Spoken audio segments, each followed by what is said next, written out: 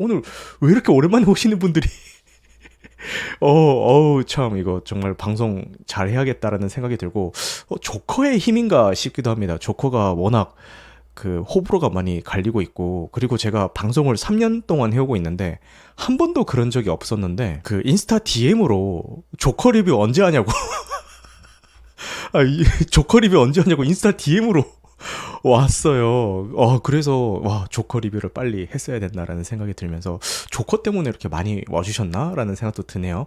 오늘 제가 마이크 위치를 바꿔봤는데 목소리 잘 들리나요? 최근에 마이크 위치로 되게 고민이 많았거든요. 뭐 파열음 같은 것도 좀 신경 쓰이고 해서 마이크를 어떻게 되나 막 옆에도 놔보고 정면에도 놔보고 했는데 그 다른 방송하시는 분들 보니까 대부분 이렇게 대각선으로 해서 입 앞에다가 두더라고요. 그래서 저도 한번 위치를 이렇게 바꿔봤는데 잘 들리고 좋던데 얼굴이 좀 이상한 것 같아요. 얼굴이 이상한 것 같다고요? 너무 눈이 부셔서 안 보인다고. 네.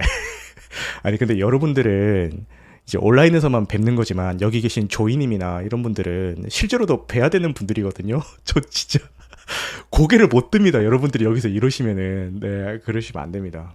이마에서 빛이 이거는 제가 로션을 꼼꼼하게 발라서 빛이 나는 거고요. 조명을 근데 끄면은 이렇게 너무 어두워져요. 좀 이상하죠, 그죠? 차라리 켜는 게 낫죠. 이렇게 킬게요. 아니면은 좀 누르스름한 이런 누르스름한 조명을 할 수도 있는데 이게 클럽 조명 같지 않나요? 네, 약간 클럽 조명 느낌으로. 클럽 안 가보신 듯이라고 하는데 클럽은 대학생 때 딱 한 번 가봤습니다. 그러니까 친구들끼리 딱 한 번 가봤는데 전 나이트도 딱 한 번 가보고 클럽도 딱 한 번 가봤거든요. 왜냐하면은 나이트도 그렇고 클럽도 그렇고 여기는 내가 있을 곳이 아니다 라는 거를 이제 그 첫 경험에 다 느낀 거예요. 여기는 내가 있을 곳이 아니다.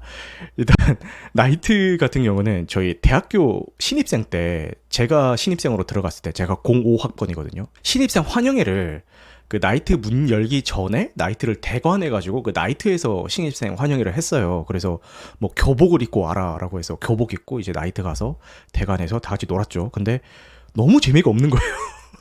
세상 재미없는 거야. 그러니까 우리야 이제 고등학생에서 갓 20살 된 사람들이라고 치더라도 그냥 노는 법을 모른다 치더라도 선배들은 그래도 좀 이렇게 잘 놀 줄 알았는데 뭐 다들 막 쭈뼛쭈뼛하고 너무 재미가 없어서 나이트가 TV 드라마 같은 데서 나오는 그런 데가 아니구나라는 걸 알고 그 뒤로는 뭐 완전 흥미가 없어졌고 클럽도 대학생 때 할로윈 대회였나 뭐 그랬어요. 대구에도 클럽 거리가 있습니다. 그래서 친구가 야 우리 할로윈인데 한번 가보자라고 해서 갔죠. 그래서 뭐 무슨 팔찌 같은 걸 채워주더라고요. 그 친구들한테 듣기로는 뭐 춤을 잘 출 필요가 없다. 그냥 대충 뭐 이렇게 리듬만 타도 조명이랑 이런 것 때문에 대충 얼추 그냥 분위기 맞추는 것처럼 보인다라고 해서 갔는데 뭐 전혀 그런 게 아니더라고요. 앉을 데가 없어요. 발은 발대로 아프지 귀는 귀대로 시끄럽지 뭐 친구끼리 얘기할 때도 완전 귀에다가 대고 막 소리 질러야 겨우 막 얘기할 수가 있고 왜 TV 드라마나 이런 거 보면은 뭐 여기 지겹지 않아요? 이러면서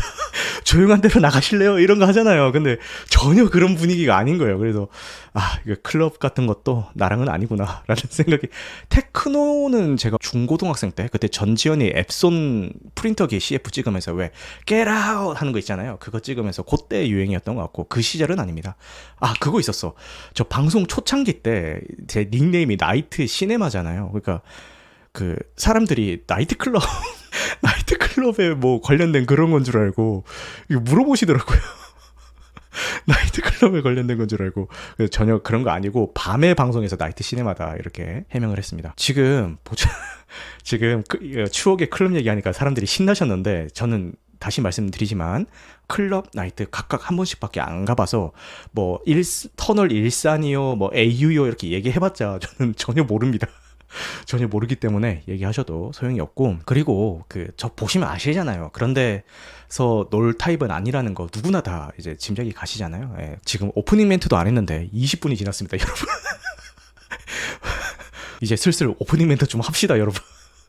오프닝 멘트 좀 합시다. 지금 오늘 영화 다뤄야 되는 영화만 4개라서 빨리빨리 해야 된단 말이에요. 바쁘다 바빠 현대사회인데 빨리 해보겠습니다. 근데 오늘 다룰 거는 4개긴 한데 조커 분량이 좀 길고요. 그 뒤에 뭐 와일드 로봇, 뭐 대도시의 사랑법, 조스 이런 것들은 다 짧게 그냥 언급할 거라서 뭐 방송 시간은 얼추 뭐 비슷하지 않을까 그렇게 생각이 드는데 신가님이 집어치우고 나이트 얘기나 계속 하라고 하는데 아니 더 이상 얘기할 게 없어요. 그 경험이 없기 때문에. 와일드 로버 꿀잼입니다. 그죠? 이제부터 채팅창이 조용해질 예정이라고. 영화 이야기만 하면은 다들 조용해지죠. 이제 퇴장하면 되나요? 라고 하는데 아니 영화 얘기는 좀 듣고 가세요. 영화 얘기는 듣고 가시고 조커 따위보다 조스나 와일드 로봇을 더 하셔야죠 라고 하는데 조스는 그래요. 조스는 그래요. 파인님 오랜만에 나이트 썰 잘 들었습니다 라고 하는데 반갑습니다. 자 이제 진짜 시작해볼게요 여러분. 진짜 제발 시작 좀 할 수 있게 해주세요. 조커 잘 맞는 영화인데 왜 이렇게 욕할까 싶은 안타까운 마음이 듭니다 라고 하는데, 오늘 제가 이야기할 결이 딱 지금 무비팜님이 이야기하신 그런 결이에요. 제가 지금 간략하게만 얘기를 해드리자면은, 이제 빨리 이걸 얘기해야 영화 이야기로 넘어갈 수 있을 것 같아서 간략하게 얘기를 해드리자면은, 저도 볼 때는, 그러니까 보고 있는 그 실시간으로 느끼는 감정은 좀 당황스러웠거든요. 왜 이렇게 만들었지? 좀 이상한데? 내가 기대했던 그 조커의 결이 아닌데? 라고 하면서 좀 당황했는데, 보고 나서 왜 그렇게 만들었을까를 곱씹을수록 좀 괜찮더라고요. 그래서 그 얘기를 좀 해볼까 합니다. 맞아요. 하우스님이 이야기하신 게 정확합니다. 잘 만들었지만 재미가 없다. 그래서 제가 꿀 노잼이라고 했죠. 꿀 노잼인 영화다라고 그렇게 얘기를 했는데, 어쨌든 그 얘기 해볼게요. 지금 단톡방에 난리가 났네요. 나시님 방송에서 조스 별로다 발언이라고 하면서 논란이 지금 생기고 있는데, 아닙니다. 네. 조커2 호불호가 갈리는 거는 조커는 없고 찐 따윈 아스플렉만 있기 때문입니다. 정확하게 봐주셨습니다. 그게 감독의 의도입니다. 우상화된 조커의 해체라고 하는데, 맞아요. 네, 맞습니다. 자, 그러면 진짜 저 채팅창 안 볼 거예요. 지금 가리고 채팅창 안 보고 있습니다. 채팅에서 뭐라고 하시든 간에 제가 방송을 시작하도록 하겠습니다. 더 늦어지면 진짜 안 돼요. 이 밤의 영화 뉴스와 리뷰를 전해드립니다. 안녕하세요. 우리들의 진짜 영화 이야기, 영화로운 밤 나이트 시네마입니다. 2024년 10월 5일 라이브 방송을 유튜브와 치직에서 진행하고 있습니다. 캐스트로 들으시는 분들 중에서 바쁘신 분들은 1.2배속이나 1.25배속으로 청취하실 것을 권장드리고요. 유튜브로 시청하시는 분들은 백그라운드 재생으로 음성만 들으셔도 무방합니다. 추천과 구독은 큰 힘이 되니까요. 잘 부탁드리겠습니다. 자, 나이트 시네마 청취자분들이 하시는 일을 무료로 광고해드리는 시간입니다. 양재천의 감성 쉼터 키치클럽에서 새로운 칵테일 나이트 시네마가 당신을 기다립니다.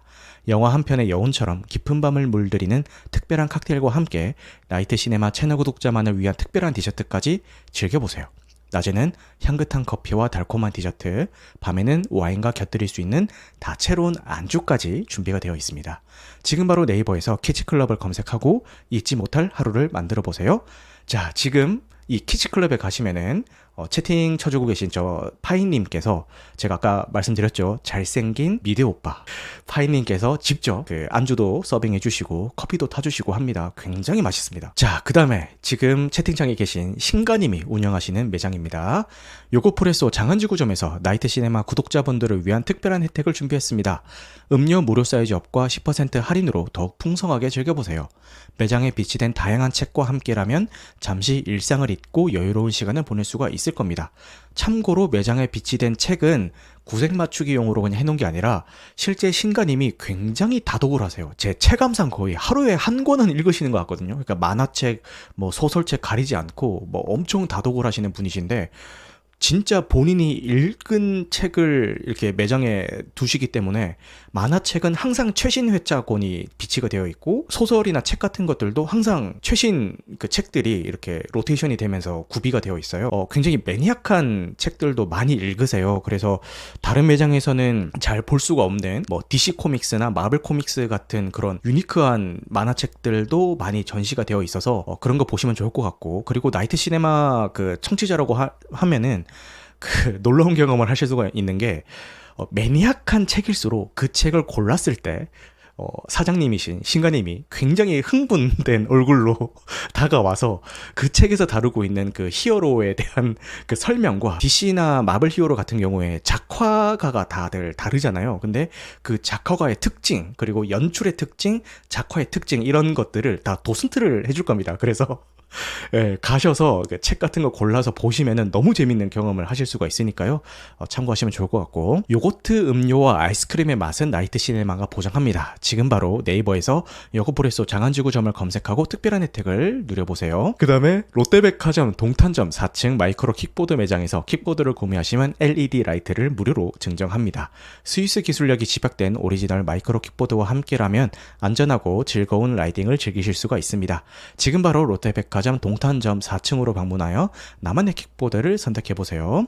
나이트 시네마는 팟캐스트 어디용점 시네타운 3구 삼덕유황공사와 함께하고 있습니다. 자, 댓글 읽고 가보겠습니다. 먼저 팟빵 댓글입니다. 파랑1님께서 트랜스포머 1 재밌게 봤습니다. 엄청 속도감 있고 화끈해서 좋았습니다. 특히 옵티머스 프라임과 메가트론의 탄생, 그리고 대립하게 되는 이야기가 흥미진진하더라고요 라고 댓글을 남겨주셨고, 저 역시 너무 재밌게 봤고요. 요게 그 호불호가 갈릴 수는 있는데, 최근에 제작이 되었던 그 트랜스포머 실사화 시리즈보다는 지금 트랜스포머 1이 더 나은 작품이다. 여기에 대해서는 이견이 다들 없으실 것 같습니다. 그래서 궁금하신 분들은 극장에서도 충분히 보실 만한 작품이니까요. 참고하시면 좋을 것 같습니다. 그리고 이거는 댓글은 아니고 저희 청취자 단톡방에서 지금 취직으로 듣고 계신 윤가님께서 저한테 해주신 말씀인데, 어떤 일이 있었냐면은 제가 최근에 우연한 기회에 스포티파이 담당자분이랑 이제 온라인 미팅을 할 기회가 있었어요. 거기서 뭐 이런저런 얘기를 하다가, 절대 뭐 태클이라든가 그런 게 아니라 이제 제 채널의 방향성에 대해서 이야기하시다가 이제 나온 이야기인데, 유튜브에서 조회수가 잘 나왔던 영상들은 대부분 얼굴이 안 나오는 영상들인데 굳이 얼굴을 노출시키면서 방송을 하는 이유가 있냐라는 그 질문을 해주셨어요. 조회수가 잘 나왔던 제 얼굴이 없는 영상은 라이브 영상의 편집본이 아니라 그냥 저 혼자 따로 녹음을 한 거고, 저 혼자 따로 녹음을 한 이유는 느낌이 올 때가 있어요. 이거는 지금 당장 녹음해서 올리면은 대박이다라는 그 촉이 올 때가 있습니다. 예전에 그 범죄도시 시리즈가 그랬고, 그 디즈니 실사화 인어공주 때가 그랬거든요. 그래서 그런 것들은 굳이 제 얼굴을 노출시키면서 할 필요가 없기 때문에 홍보 이미지 이런 것들만 사용을 해서 이제 제 목소리만 들어가게끔 녹음을 해서 올렸고, 그렇게 올린 영상들은 조회수가 당연히 잘 나오더라고요. 왜 그렇게 지속적으로 하지 않느냐라는 그런 질문이었던 것 같아요. 그렇게 했을 때 조회수가 잘 나오는데 제 대답은 그거였어요. 그렇게 하면은 물론 조회수야 잘 나오겠지만 내가 방송을 지속 가능하지 않을 것 같다. 그건 어쩌다 한 번이지. 내가 정말 방송을 재밌게 할 수 있는 거는 이렇게 라이브 기반으로 하고, 이 라이브에서 나왔던 그 이야기들을 좀 편집해서 올리는 게 훨씬 내가 보람을 느끼고 재미를 느끼는 거지.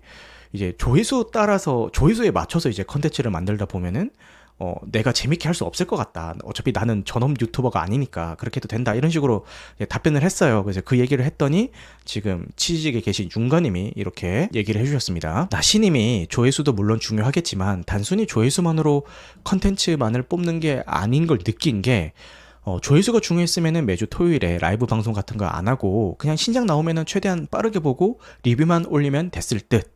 그치만 나시님은 취미로 하는 느낌이라 가볍게 하시는 것도 있고, 질적인 컨텐츠와 소통을 중요시 여기는 것 같아서 다른 영화 유튜버보다 나시님을 좋아하는 이유입니다. 그렇게 대답하신 것도 나시님다워서 좋은 대답이네요. 뭐가 됐든 나시님 즐기면서 재밌게 하셨으면 좋겠어요. 저는 얼굴 나오는 게 더 집중이 잘 돼서 좋습니다. 마치 강의 같아서 딴 거 하면 안 될 것 같은 느낌이 듭니다 라고 하는데, 옛날에 이렇게 따로 녹음해서 올렸을 때 딱 하나 그 얼굴을 노출시킨 게 딱 하나 있어요. 파면도 촉이 왔죠. 이거는 라이브까지 기다릴 게 아니라 따로 녹음을 해야겠다. 근데 그거는 뭐 스크린샷이나 이런 걸 쓰지 않고 지금 이렇게 방송하듯이 제 얼굴 노출해서 올렸는데 당연히 조회수는 대박이 났습니다. 근데 조회수가 대박이 나니까 댓글도 많이 달리겠죠. 근데 거기에 이제 외모 관련 비하 발언들이 굉장히 많이 달리는 거예요. 님 못생겼어요. 뭐 대본 읽는다고 눈알 굴리는 게 꼴 보기 싫어요. 뭐 굳이 얼굴 노출하는 이유를 모르겠어요. 이런 댓글들이 막 달렸어요. 제가 옛날 방송에서도 여러 번 얘기했는데, 얼굴 노출하는 거는 뭐 제가 잘생겼다거나 외모에 자신감이 있다거나, 물론 뭐 자신감이 없지는 않습니다. 뭐 주눅 드는 그런 그 외모라고는 전혀 생각하지 않습니다. 그렇다고 해서 막 내가 너무 잘생겨서 뭐 누구나 나한테 매력을 느낄 거야 이런 건 아니거든요. 굳이 얼굴을 노출하는 이유는 아까 윤가님이 쓰신 저 채팅에 이제 답이 있는데, 저는 소통을 굉장히 중요하게 생각을 해요. 제 얼굴이 안 나오고 이렇게 소통 방송을 했을 때 그 눈을 마주치고 얼굴을 보면서 하는 소통이랑 그렇지 않는 소통이랑은 그 소통의 질 자체가 다를 거라고 저는 생각을 하거든요. 이렇게 이야기하는 제 제스처나 이야기할 때 제 표정들 이런 것들이 좀 컨텐츠라고 생각을 해주셨으면 좋겠습니다. 예, 그래서 제가 채팅을 구독한 지 일주일 뒤에 지금 채팅을 쓸 수 있게 바꿔놨던 게 초창기에는 그냥 바로 채팅 칠 수 있게 해놨더니 막 댓글에 막 정치 이야기 나오고 뭐 갑자기 야동 품번 추천해달라고 막 올라오고 막 이러는 거예요. 그래서 안 되겠다.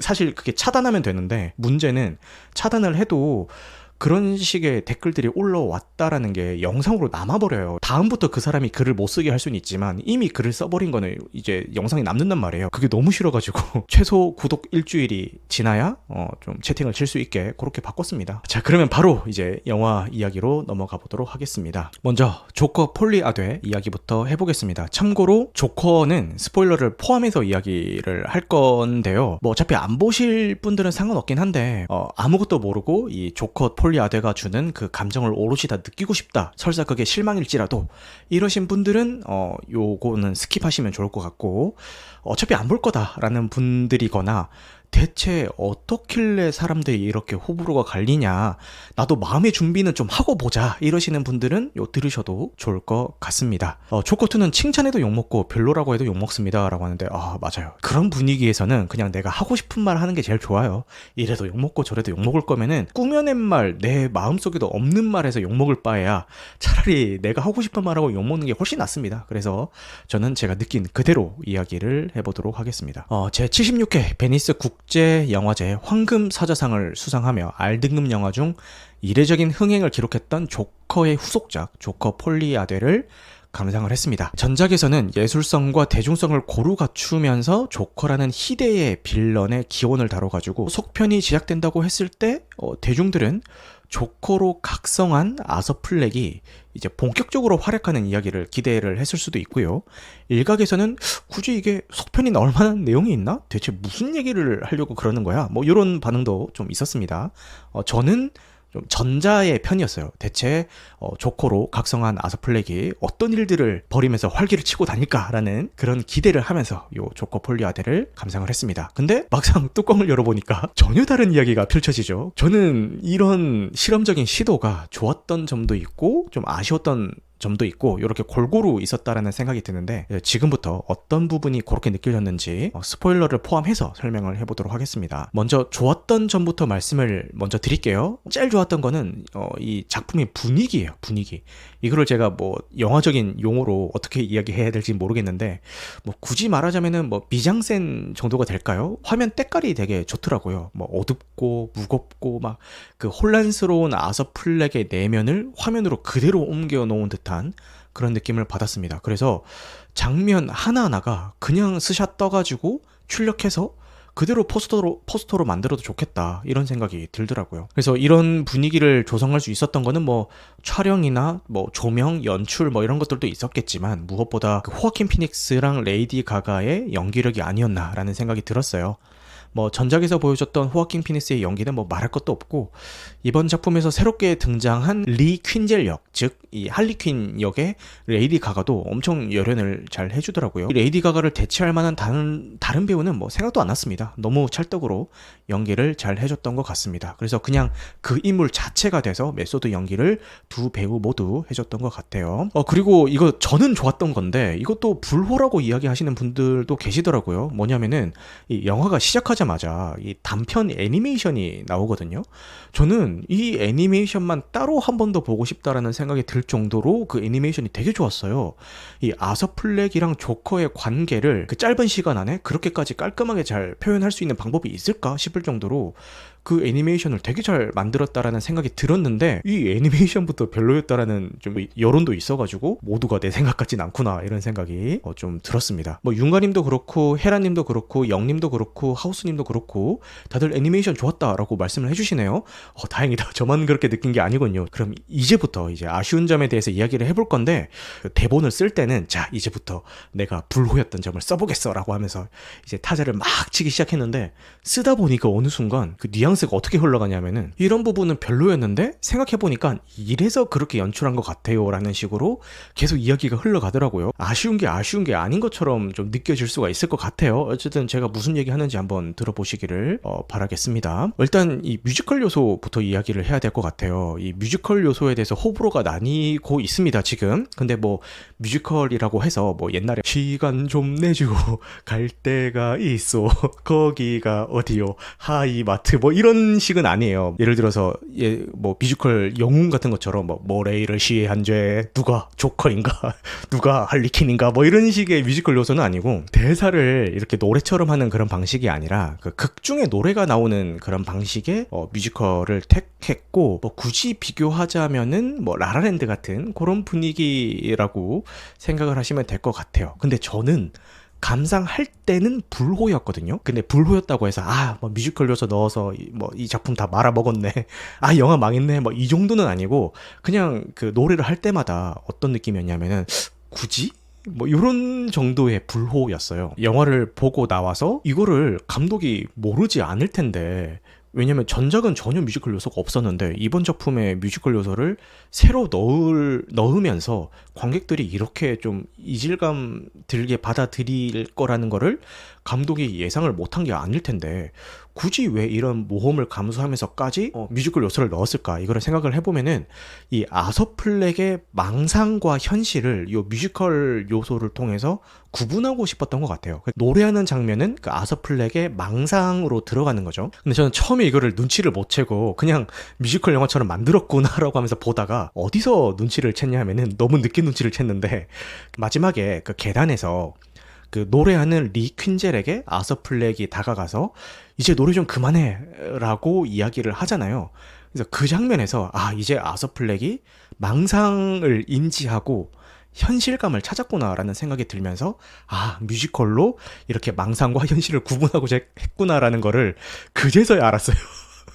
너무 늦게 알았죠. 영화 다 끝나갈 때쯤 알았죠. 이거를 좀 제가 빨리 눈치챘으면은 이렇게까지 좀 불호는 아니었을 텐데, 이제 영화가 다 끝나갈 때서야 좀 눈치를 챘던 것 같아요. 아서 플렉이 이제 망상이 뭐 싫었다라는 느낌에서 노래 좀 그만해라고 했다는 느낌보다는, 그 본인의 망상으로 인해서 벌어진 이 현실의 일들이, 그러니까 이 현실에서 다가오는 그 결과들이 본인은 견디지 못하는 그 무게감으로 느껴졌던 것 같아요. 그래서 제발 노래 좀 그만해, 그러니까 제발 망상 좀 그만해라고 이제 스스로에게 이야기하고 있는 것 같았습니다. 화면에 보이는 거는 리 퀸젤에게 노래 좀 그만해라고 이야기하고 있지만, 사실은 자기 자신한테 망상 좀 그만해라고 이야기하는 것처럼 느껴졌어요. 근데 이 노래가 나오는 부분이 오히려 이 분위기가 산만해지면서 그게 몰입을 방해한다라는 후기들이 자주 보이잖아요. 저 역시도 그랬고, 생각해보면은 이렇게 막 산만하고 매끄럽지 못한 것 또한 의도된 게 아닌가라는 생각이 들어요. 지금 계속 이야기하고 있는 것처럼 이 뮤지컬 요소가 나오는 부분은 그 망상을 표현해야 되는 부분이거든요. 아서 플렉의 심리는 굉장히 불안정한 상태예요. 그래서 관객들한테도 이 부자연스럽고 불안정하게 보이고 싶어서 일부러 의도된 연출이 아닐까라는 그런 생각이 듭니다. 물론 이런 의도가 있었다라고 해서 이게 막 작품성이 올라가고 막 그런 건 아니지만,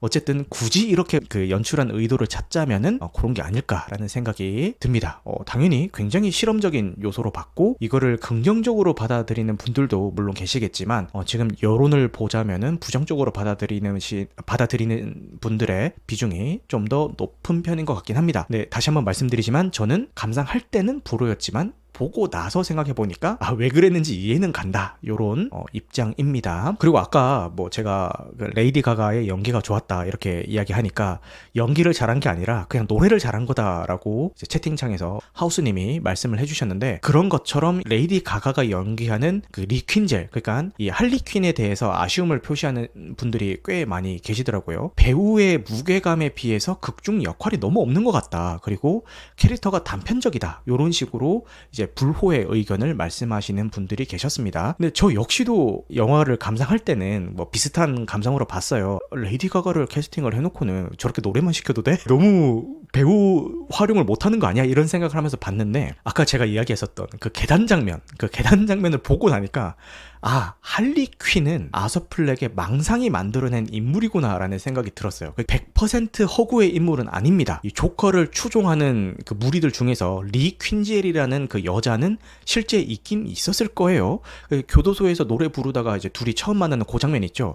거기서 둘이 나눴던 그 대화는 아마도 망상이 아닌 실제로 나눴던 대화였을 거예요. 뭐 아서 플렉한테 당신을 소재로 한 영화 뭐 몇 번은 봤다, 당신은 정말 대단하다, 이런 식으로 대화 나눴던 거는 실제로 그런 식으로 대화를 나눴을 거예요. 근데 이 이성관계에 서툰 우리의 아서 플렉은 망상 속에서 이 리퀸젤을 할리퀸으로 만들면서 좀 급발진을 한 것 같아요. 이게 별로 좋은 단어는 아닌데 그 신조어 중에서 영포티라는 말이 있잖아요. 원래의 뜻은 이 젊은 감각을 유지하는 혹은 이 젊게 살고 싶어하는 이 40대 요런 마케팅 용어였는데, 지금은 자신이 젊다라고 이제 착각하는 철없는 뭐 40대 요런 약간 좀 비하의 의미로 변질이 됐었죠. 근데 사람들이 이야기하고 있는 이 부정적인 의미의 영포티의 특성 중에서 이제 본인보다 어린 이성이 조금만 친절을 베풀어도 나한테 관심 있나? 이런 생각을 하면서 좀 망상에 빠져든다라는 그런 지점이 좀 있어요. 근데 아서 플렉이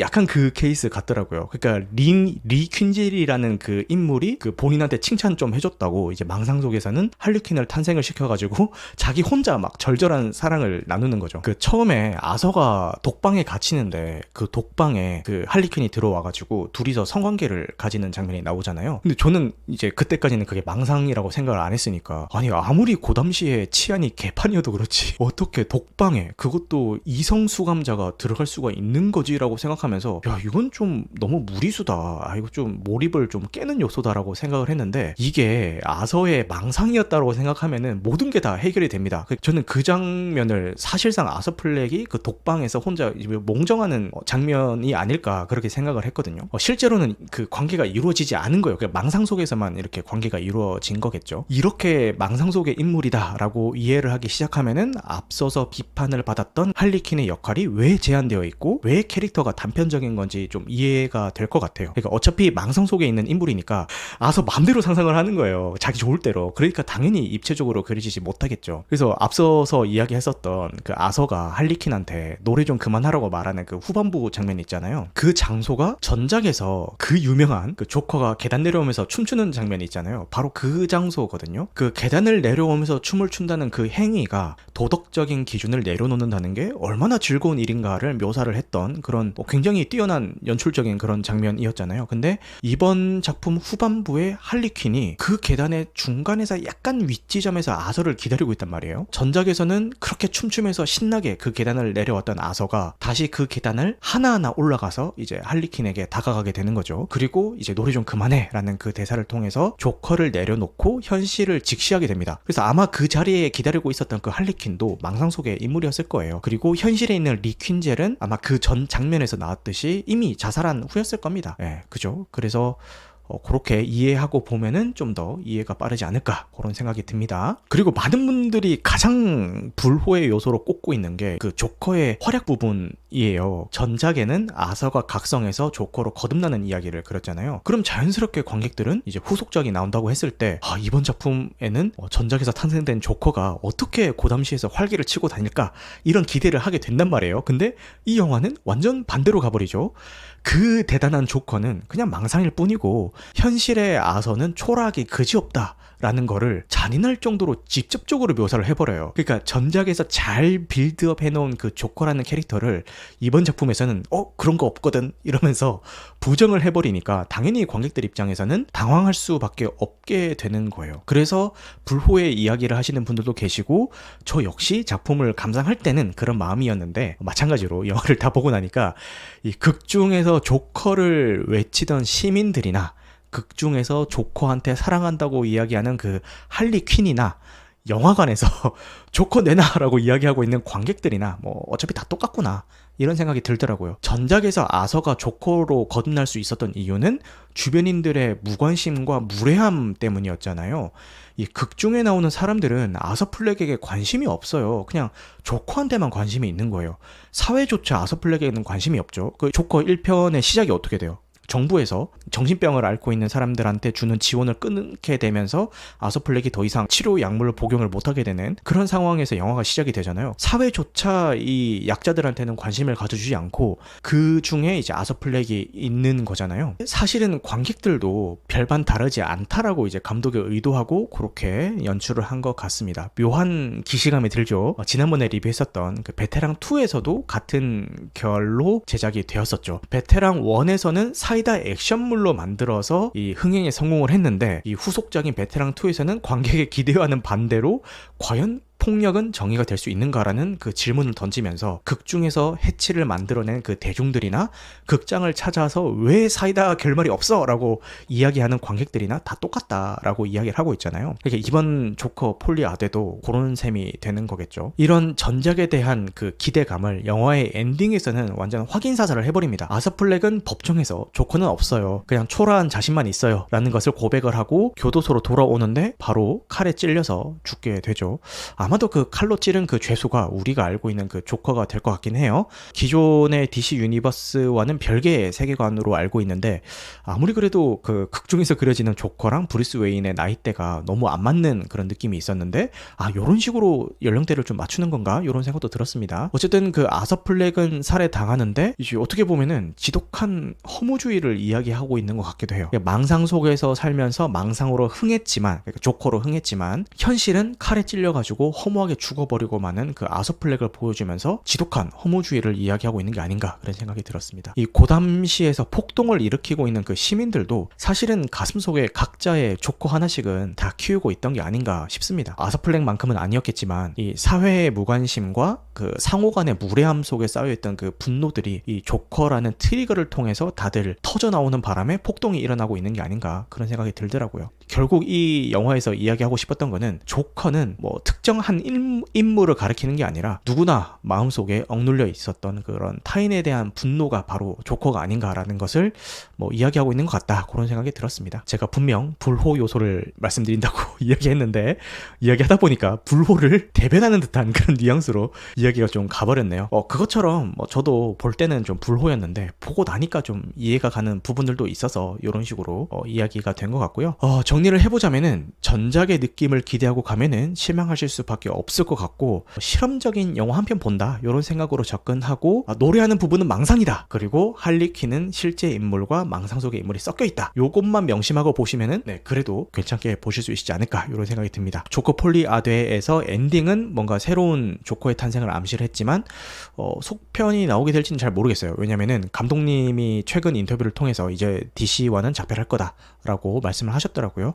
그리고 요번 작품의 흥행도 좀 변변찮아가지고 뭐 속편이 나올까 싶기는 하네요. 저는 보통은 영화를 보고 나면은 재미있다 없다 뭐 좋은 작품이다 아니다 요게 좀 명확하게 나오는 편인데 이번 작품은 생각하면 할수록 좀 호불호가 왔다 갔다 하는 그런 작품인 것 같아서 좀 신기한 경험이었고 뭐 극장에서 한 번 더 보고 싶다까지는 아니고요. 나중에 뭐 OTT에 등록이 되면은 한 번 더 도전해볼까 그런 생각이 듭니다. 지금 제가 이야기하는 동안 일부러 제가 이야기하는 맥이 끊길까봐 그 채팅창을 안 봤는데 채팅창을 한번 좀 읽어보도록 하겠습니다. 감독이 최대한 내용을 비틀어서 찍으려다 보니까 과도하게 지루하고 알맹이는 없어진 것 같습니다. 충분히 그렇게 느끼실 수가 있죠.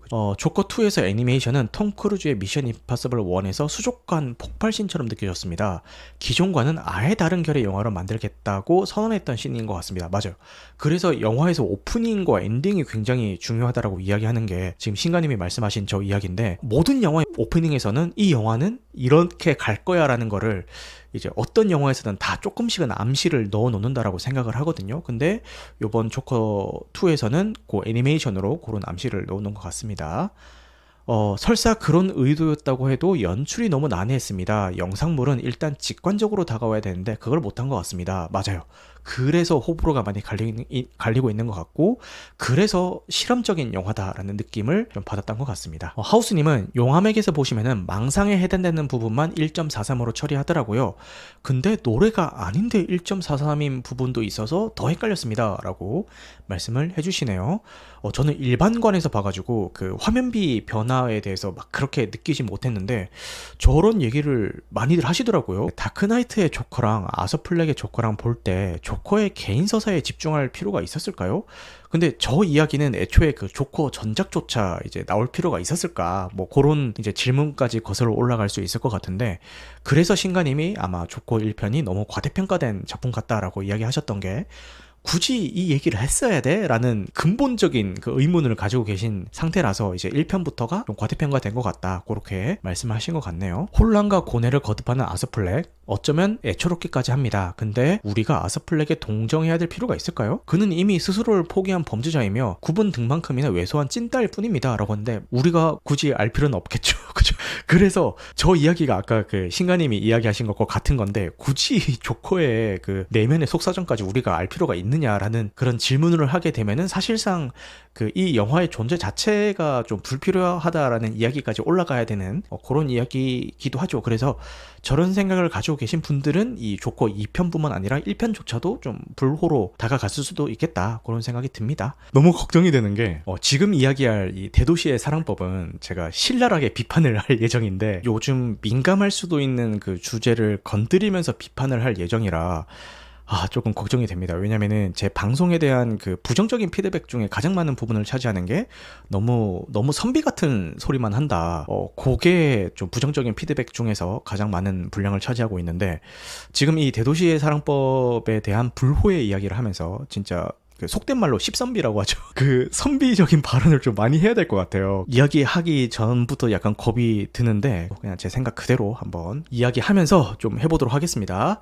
자, 이 대도시의 사랑법 역시 스포일러를 포함해서 이야기할 건데, 제 생각에는 만약에 영화를 안 보셨더라도 그 이 스포일러를 알고 보시는 게 좋을 것 같아요. 왜냐면은 이게 마케팅 단계에서부터 영화의 장르를 완전 페이크를 쳐버리는 바람에 이거를 모르고 극장을 찾았다가 굉장히 당황하시는 분들이 많으시거든요. 스포일러를 포함하고 있지만 아직 안 보신 분들도 이 스포일러를 참고해서 영화를 보시면 좋겠다, 이런 생각이 듭니다. 이제 동명의 연작 소설 중 제희 편을 원작으로 하는 영화 대도시의 사랑법을 감상을 했습니다. 대도시의 사랑법이라는 연작 소설이 있는데 거기에 여러 파트가 있어요. 그 파트 중에서 제희라는 그 파트만 떼서 영화화를 시킨 게 요 대도시의 사랑법이고, 대도시의 사랑법에서 다루는 모든 이야기를 다 다루는 드라마가 10월 말에 티빙에서 서비스가 될 예정이에요. 근데 저는 원작 소설을 안 읽어봤기 때문에 포스터랑 예고편만 보고 남녀 주인공의 알콩달콩 사랑 이야기인가?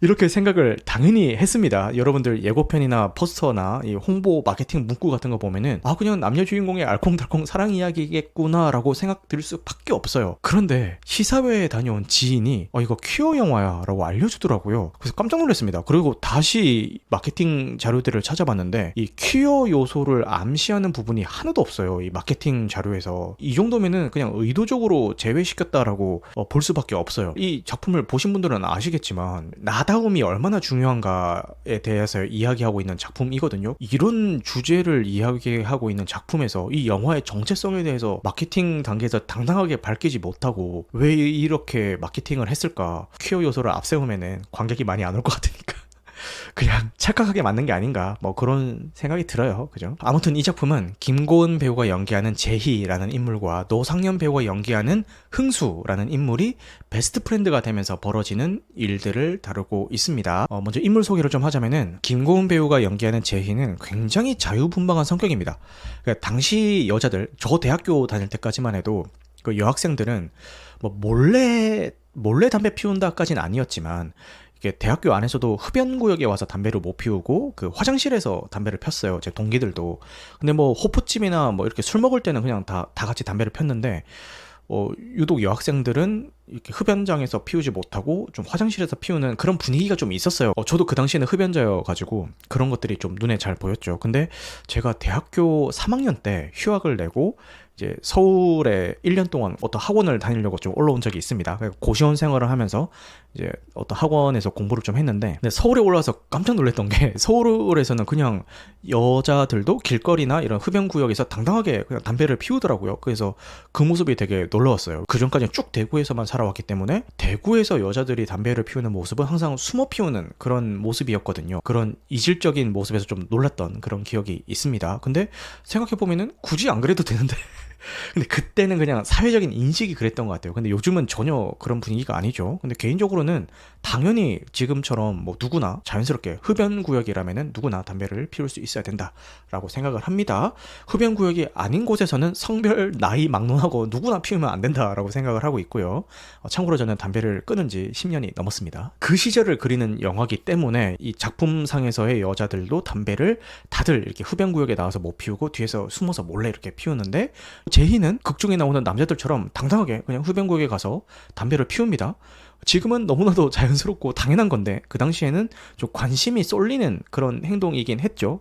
요런 자잘한 에피소드를 통해서 이 제이가 얼마나 자유분방하고 당당한 인물인가를 묘사하는 것들은 좋았는데, 지금부터 선비 이야기를 시작하도록 하겠습니다. 만약에 듣기 싫으신 분들은 여기서 끊으셔도 됩니다. 미리 경고를 하고 시작을 해보겠습니다. 일단 저는 이 제희의 첫 등장부터 마음에 들지 않았습니다. 대학교 신입생 MT 장소로 가는 그 셔틀버스가 출발을 했는데 이 제이가 오토바이를 타고 와서 그 출발한 버스를 가로막으면서 이제 버스에 탑승을 하면서 처음 등장을 하거든요. 근데 처음에 이 장면이 나왔을 때는 그냥 인물의 저런 성격을 영화적으로 연출을 했나 보다, 귀엽네, 이 정도로만 생각을 했어요. 근데 지금부터 설명드릴 그런 장면들 때문에 제희가 비호감 캐릭터가 되면서 그냥 넘어갔던 그 첫 장면까지 야씨 저게 무슨 민폐야라는 그런 생각으로 좀 바뀌었던 것 같아요. 제가 그렇게 좋아하는, 맨날 입이 닳도록 좋아한다고 이야기하고 있는 김고은 배우가 연기하는 그 제희가 왜 비호감이 됐냐 하면은 너무 자기 연민에 빠져 사는 그런 캐릭터로 느껴지더라고요.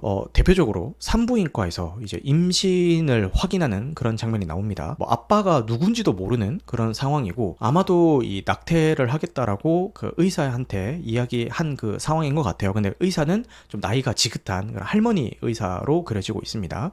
근데 그 할머니 의사가 엄청 화를 냅니다. 낙태 이야기를 꺼낸 거에 대해서 엄청 화를 내면서 야 네가 살아온 결과가 바로 이거야 라고 하면서 그 초음파 결과지를 이렇게 흔들면서 그렇게 좀 꾸짖는 그런 장면이 나오죠.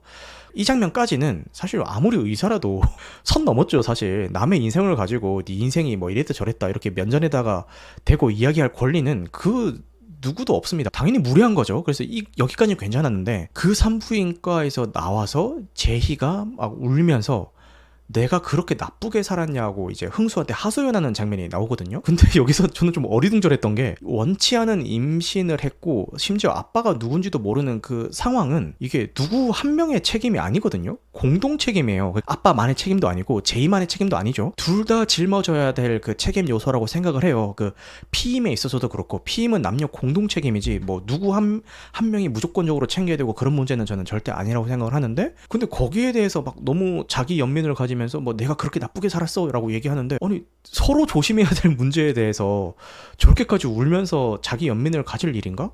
라는 생각이 좀 들면서 거기서부터 약간 그 감정이입이 조금 깨지기 시작을 하더라고요. 그래서 저게 할 말인가? 라는 생각이 좀 들기도 했어요. 물론 뭐 그 직전에 그 의사한테 굉장히 무례한 이야기를 듣고 격해진 감정에서 한 이야기라고 하면은 뭐 이해는 하겠지만, 그래도 일정 부분은 본인한테도 책임이 있는 그런 상황에서 저런 이야기를 한다라는 게 조금 거기서부터 약간 몰입이 깨지기 시작했습니다. 근데 심지어 그 병원을 나올 때 계산도 안 하고 그 병원에 있던 자궁 모형을 가지고 그냥 나오거든요. 근데 그 자궁 모형을 돌려주지도 않고 자기 집 책상에 무슨 전리품 마냥 이렇게 전시를 해놔요. 그리고 나서 그 자궁 모형으로 그 뒤에 무슨 일을 하냐면은 남자친구를 사귀입니다. 남자친구와 이별을 하게 되는데 그 남자친구가 이별을 받아들이지 못하고 무단으로 가택 침입을 합니다. 그리고 제이한테 폭력을 행사해요. 당연히 미친놈이죠. 이거는 뭐 변명의 여지가 없습니다. 벌받아야 마땅한 그런 장면인데, 그렇게 폭력을 행사하고 있는 전 남친을 어떻게 때려잡냐면은 아까 제가 이야기했던 그 자궁 모형으로 때려잡거든요. 그 남자 캐릭터를 어떤 식으로든 응징하는 게 맞는데 굳이 그 남자를 때려잡는 도구가 자궁 모형이다? 뭐지 이거 뭐 의미하는 게 있나라는 생각이 그때부터 들기 시작했습니다.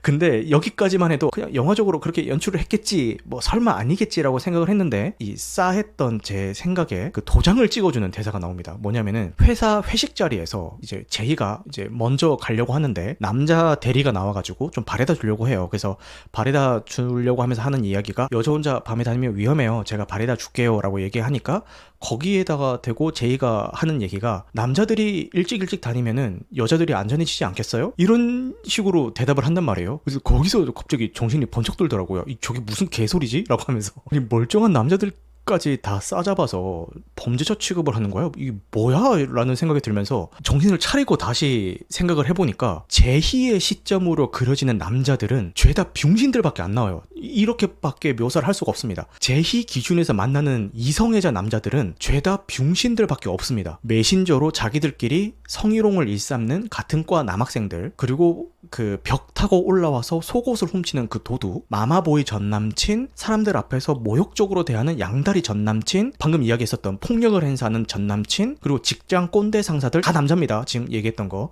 그리고 파출소에 있는 술 취한 아저씨들, 죄다 병신들밖에 안 나와요. 당연히 다 미친놈들이죠. 문제는 여기 나오는 이성애자 남자들이 죄다 이런 사람들밖에 없다는 거예요. 그게 약간 좀 이상하다는 느낌이 들었어요. 그나마 멀쩡한 남자는 게이들밖에 없어요. 흥수를 그렇게 그리죠. 나다움을 인정하고 소수자를 품어주자고 하는 작품에서 너무 이분법적으로 인물들을 그리고 있는 게 아닌가라는 생각이 들더라고요. 왜 제가 지금까지 이야기한 거에서 퀴어 요소가 왜 빠져있냐면은 지금까지 이야기했던 부분들이 다 불호였는데 흥수라는 인물을 통해서 그려내는 이 퀴어 요소는 좋았어요. 흥수가 게이라는 사실을 이 제이한테 들켰을 때 이제 흥수가 제이한테 너 내 약점이라도 하나 잡은 것 같아? 이런 식으로 이야기를 하니까 그 제이가 이런 식으로 대답을 합니다. 네가 너인 것이 어떻게 약점일 수 있어? 라고 이야기를 하죠. 거기까지는 좀 감동적이더라고요. 제가 이야기했던 문제의 장면들은 다 후반부에 몰아서 나옵니다. 그 전까지는 좀 감동적이었어요. 이런 흥수를 통해서 소수자들이 본인은 원치 않는 그 아우팅을 어느 정도까지 두려워하는지, 그들의 가족이 어떤 불안함을 겪으면서 살고 있는지에 대한 그 묘사를 굉장히 깊이 있게 해줍니다. 퀴어물 작품을 많이 이렇게 본 건 아니지만 뭐 이렇게까지 자세하게 심리 묘사를 했던 작품이 있었나라는 생각이 들 정도로 성소수자 당사자인 이 흥수의 심리도 그렇고 이 흥수를 둘러싸고 있는 주변 인물들, 특히 가족들의 어떤 심리 같은 것들도 굉장히 깊이 있게 다루고 있어가지고 그런 부분은 너무 좋았습니다. 그래서 여기에는 이 노상연 배우의 역할도 굉장히 컸던 것 같아요. 잘생기고 몸 좋고 목소리도 좋은데 연기까지 잘 하더라고요. 그래서 앞으로도 좀 자주 보게 될 배우일 것 같습니다. 아마 영화 제작자들이 멀쩡한 눈이 달려있다면 이 노상연 배우를 놓칠 리가 없습니다. 진짜 너무 이 작품에서 연기를 잘 해줬기 때문에 앞으로 다양한 작품에서 볼 수 있을 것 같습니다. 그럼에도 불구하고 이 후반부에 또 나오는 경찰서에서 이 흥수가 커밍아웃하는 장면이 나오는데 뭐 그런 장면이나 엔딩에서 막 그 배드걸 굿걸을 부르는 장면이 있어요. 뭐 You Don't Know Me 하면서 Shut Up Boy라는 노래를 이 흥수가 직접 막 부르면서 하는 그런 장면이 있는데 그런 장면들은 좀 오글거리긴 하더라고요. 후반부에 그런 오글거리는 장면이 몰려있긴 했지만 그 전에 이제 성소수자를 다루는 그런 방법들에 대해서는 굉장히 깊이가 있었다. 근데 후반부에는 왜 이렇게 유치해지지? 라는 생각이 좀 들었다. 뭐 이렇게 말씀을 드리겠습니다. 저는 이렇게 좀 불호의 이야기를 강하게 했지만 많은 분들이 좀 괜찮았다라고 입을 모으고 있는 작품이니까 그럼에도 보실 분들은 극장을 찾으셔도 될 것 같고요. 이 노상현 배우의 팬이라면은 무조건 보셔야 될 것 같기도 하고 보시기 전에 퀴어물이라는 거는 명심하고 보셔야 될 것 같다라는 이야기를 드리겠습니다. 왜냐면은 그 남성 간의 키스 씬이 굉장히 자주 나오거든요.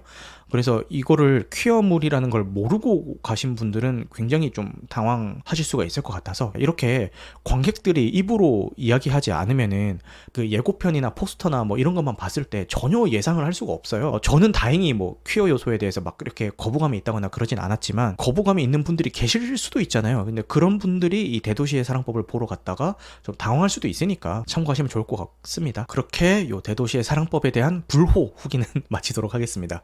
네, 선비 소리 들으신다고 좀 고생이 많으셨습니다. 네, 근데 저는 좀 이런 부분들이 좀 와닿지는 않았는데 그래도 저희 그 청취자 단톡방도 그렇고 다른 영화 관련 단톡방에서도 보고 나서 굉장히 잘 만들었다 라는 이야기를 많이들 하시는 거 보니까 저만 불편했던 것 같고요. 소설을 알고 간 입장에서 영화적 해석이 즐겁긴 했습니다. 근데 또 마케팅적인 면에서는 좀 의문이긴 합니다. 소설을 읽고 가면은 좀 더 재밌게 보실 수가 있는 그런 요소가 있나 보네요. 저는 이제 안 읽고 간 입장이다 보니까 이렇게 입장 차이가 좀 생길 수도 있나 봅니다. 네, 그러면은 와일드 로봇 이야기를 시작을 해볼게요. 점점 실시간 청취자 수는 떨어지고 있습니다.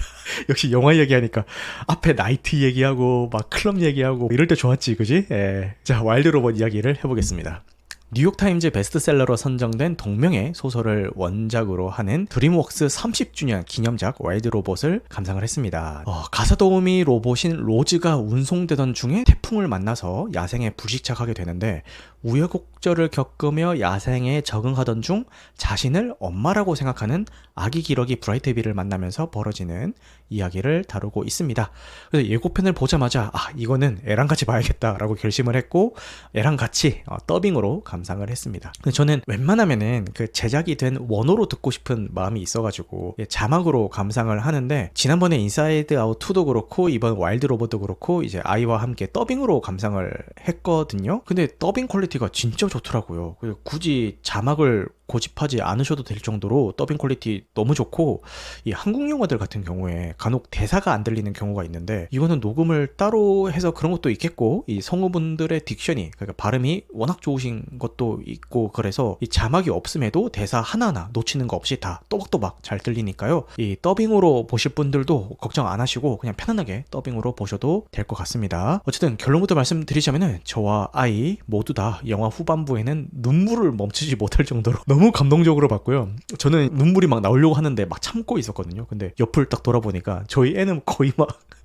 흐느끼면서 울고 있는 거예요, 저희 애가. 그래서 그거 보면서 저도 막 덩달아서 울음이 터져가지고 이 부녀가 부둥켜 안고 꺼이꺼이 울면서 영화를 감상을 했습니다. 이 작품은 여러 가지 메시지를 담고 있는데 가장 큰 메시지는 모성애예요. 그래서 새는 알에서 깨어나자마자 처음 본 대상을 엄마로 생각한다, 뭐 이런 얘기가 있잖아요. 브라이트빌이 알에서 깨어나자마자 로즈를 처음 보게 되고 이 로즈를 자연스럽게 엄마로 생각하고 따라다니게 되죠. 근데 이 기러기는 철새니까 겨울이 오기 전에 다른 지역으로 떠나야 하는데 그리고 당연히 나는 법을 이 브라이트빌에게 알려줘야 되는데 이 브라이트빌이 선천적으로 날개가 작아요. 그래서 장거리 비행이 힘든 이 신체 구조를 가지고 있습니다. 이거를 극복시켜주기 위해서 로즈가 여러 가지 방법으로 이 브라이트빌을 교육을 시키는 장면이 나오는데 여기서 저는 한번 좀 울컥했던 게 자식의 독립을 위해서 교육하는 이 현실의 부모의 모습과 큰 차이가 없더라고요. 사실 육아라는 게 아이를 잘 키워서 부모의 도움 없이도 자기 역할을 할 수 있게끔 만드는 그 과정인 거잖아요. 그래서 이 낳은 자식은 아니지만 사랑으로 브라이트빌을 키우는 이 로즈의 모습을 보면서 이 고레다 히로카즈 감독의 그렇게 아버지가 된다가 생각이 좀 나기도 하면서 되게 감동적으로 그 장면이 다가오더라고요. 이렇게 모성애를 다루기도 하고 이것뿐만 아니라 이 공동체 연대에 대해서 이제 이야기하고 있는 작품이기도 해요. 이 서로 으르렁거리던 이 야생의 동물들은 이 로즈가 만든 보금자리를 통해서 서로 연대하게 되죠. 이 세대 간의 갈등 아니면 뭐 성별 갈등, 지역 갈등 이런 것들로 지금 서로 많이들 으르렁거리기 바쁜데 뭐 그러지 말고 서로 연대해, 이런 이제 메시지를 담고 있는 걸로 보였습니다. 그래서 이 동물들끼리 이상적인 사회를 구성한다라는 면에서 주토피아 생각도 좀 나더라고요. 이 메시지적인 측면에서 좀 아쉬웠던 게 이렇게 여러 가지 메시지를 한 작품에 담으려다 보니까 중간에 극이 좀 늘어지는 느낌이 좀 있어요. 차라리 연대 쪽 메시지는 좀 이렇게 포기하고 모성애 쪽으로 좀 더 초점을 맞췄으면은 좀 어땠을까 이런 생각이 좀 들었습니다. 사실 이런 모성애나 공동체 연대 같은 소재들은 수도 없이 많이 다뤄진 이런 소재잖아요. 내용 역시 뭔가 좀 클리셰의 반복으로 느껴질 수가 있을 것도 같은데 이 작품은 아는 맛이 무섭다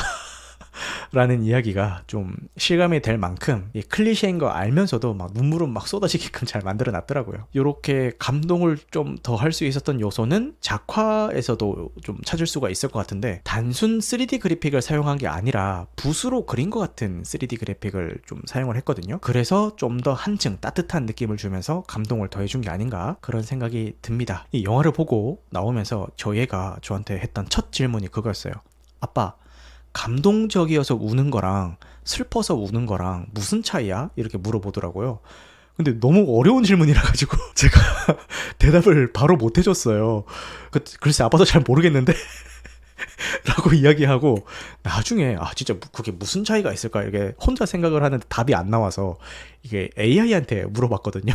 AI한테 감동적이어서 우는 거랑 슬퍼서 우는 거랑 무슨 차이야 라고 이렇게 물어봤더니 AI가 뭐라고 답변을 해줬냐면은 둘 다 눈물을 흘리게 하지만 느끼는 마음이 다르다. 감동의 눈물은 마치 햇살과 같아요. 밝고 따뜻한 느낌입니다. 반면에 슬픔의 눈물은 비 오는 날 같아요. 조금 어둡고 쓸쓸한 느낌이에요. 감동받아서 울 때는 가슴이 따뜻해지고 미소를 지을 수가 있지만 슬퍼서 울 때는 가슴이 아프고 울상을 찌게 됩니다 라고 AI가 답변을 해주더라고요. 그래서 이씨 너 AI 아니지 너 사람이지 라는 생각이 들면서 나도 나중에 이제 AI한테 같은 질문에 대한 대답을 해줄 일이 있을 때 요걸 좀 써먹어야겠다 이렇게 좀 생각이 들더라고요. 그래서 이 AI가 너무나도 잘 대답을 해준 것처럼 이 와일드 로봇은 햇살 같은 작품이다 라고 한 줄 요약을 할 수 있을 것 같습니다. 밝고 따뜻한 느낌의 영화예요. 특히 초등학생 이상의 자녀와 함께 보신다면 더욱더 감동적인 순간들이 많이 찾아오게 될 것 같습니다. 애가 없더라도 충분히 감동적으로 연출한 그런 작품이니까요.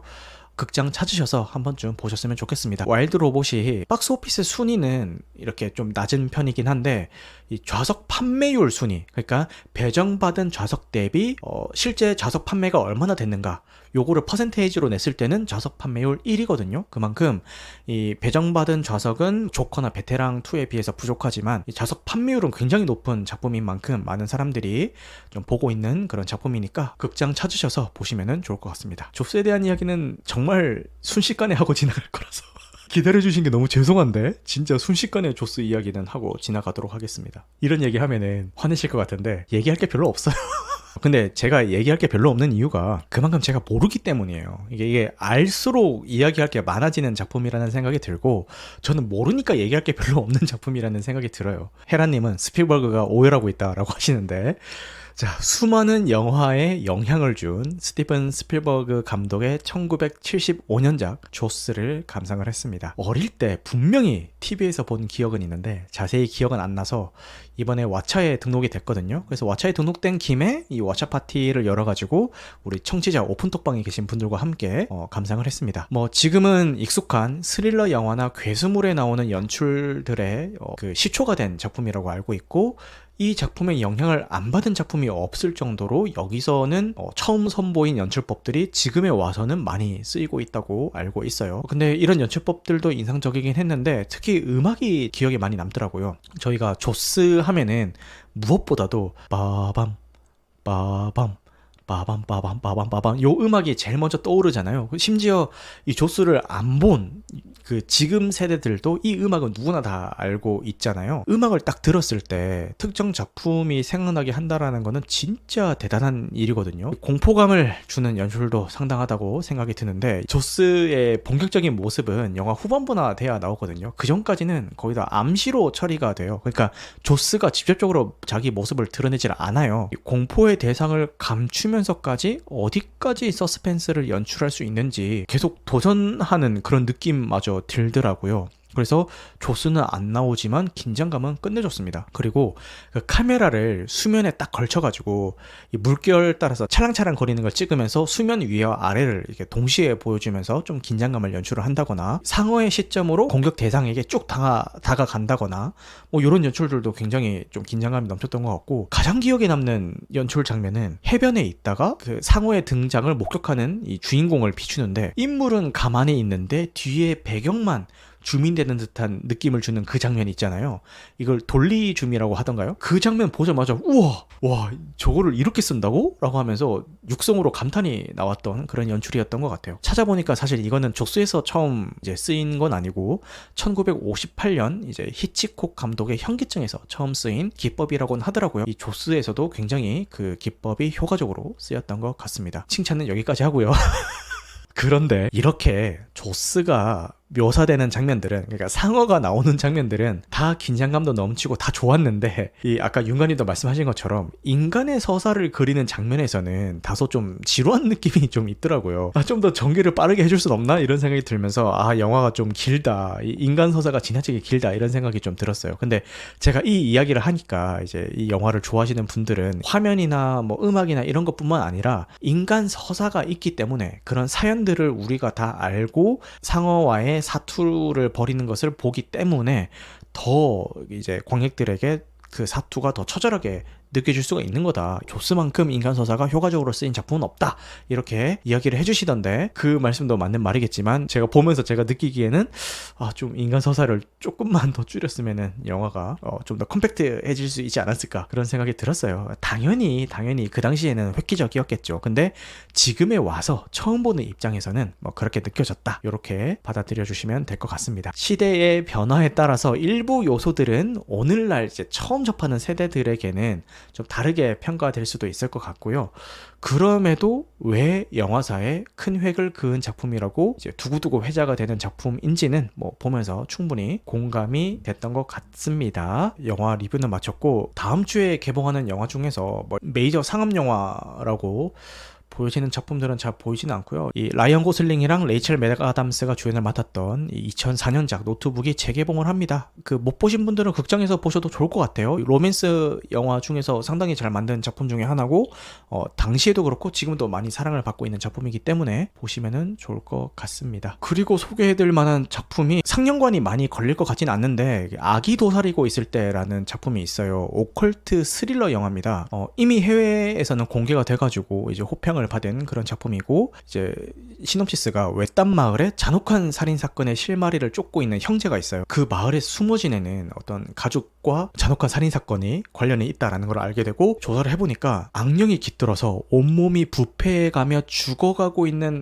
그 집 아들에게 뭔가가 있다라는 걸 알게 된 거예요. 그래서 그 아들을 마을 밖으로 이제 데리고 나오려고 하는데 이 악령의 봉인이 풀리면서 뭔가 일들이 벌어지는 그런 작품이라고 합니다. 아마 개봉을 하더라도 상영관도 되게 적을 것 같고 그렇긴 한데 개인적으로는 좀 궁금해서 제가 오컬트 스릴러 이런 걸 좋아하기 때문에 극장에서 못 보더라도 뭐 집에서라도 OTT로라도 한번 보게 될 작품이 아닐까 싶습니다. 뭐 소개해드릴 작품은 이 정도가 있는 것 같네요. 제가 이제 수집하고 있는 영화 뉴스를 실시간으로 보고 싶다 이런 분들은 제 SNS 스레드에서 제 계정을 팔로우 하셔서 보시면 되고 스레드에서는 제가 진짜 막 5만 뉴스 다 올려요. 그 중에서도 좀 엑기스만 선별한 걸 보고 싶다 라고 하면은 메일리라는 메일링 서비스가 있습니다. 방송 준비하는 뼈대라고 보시면 돼요. 그걸 기반으로 대본도 쓰고 이렇게 준비를 하는 메일리 서비스가 있는데 메일리라는 서비스에서 나이트 시네마를 구독을 하시면은 제가 이렇게 정리를 해서 매주 토요일 아침에 메일로 발송이 되고 있어요. 그래서 그거 보시면은 될 것 같습니다. 오늘 준비한 내용은 여기까지고요. 늦은 시간까지 함께 해주셔서 감사합니다. 오늘 방송한 내용은